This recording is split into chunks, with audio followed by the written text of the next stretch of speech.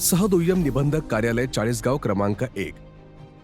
शासनाच्या सेवा अधिक सुलभ, पारदर्शक आणि नागरिकाभिमुख करण्यासाठी आधुनिक व सुसज्ज कार्यालयीन सुविधा आवश्यक असतात.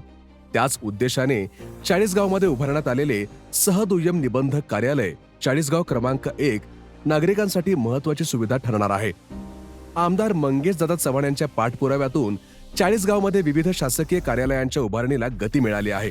वीर सावरकर चौक परिसरात पंचायत समितीच्या मागील बाजूस उभारण्यात आलेले हे नवीन सहदुय्यम निबंधक कार्यालय अनेक वर्षांपासूनची गरज पूर्ण करणारे आहे.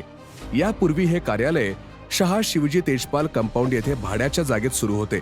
मात्र आता या स्वतंत्र इमारतीमुळे मुख्य शहरातील हजारो नागरिकांना दस्त नोंदणीची सेवा अधिक सुलभपणे उपलब्ध होणार आहे.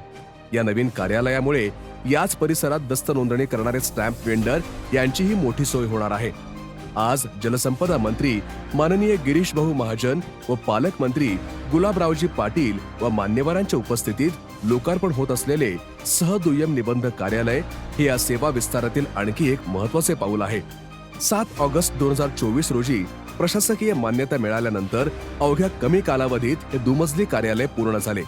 सुमारे 190 चौरस मीटर क्षेत्रफळाच्या या इमारतीसाठी 1,23,61,222 रुपयांचा निधी मंजूर करण्यात आला.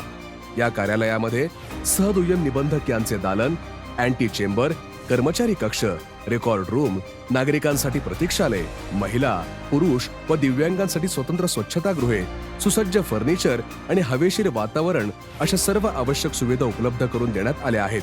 विशेष म्हणजे हे काम मुदतीपूर्वी पूर्ण झाले आहे.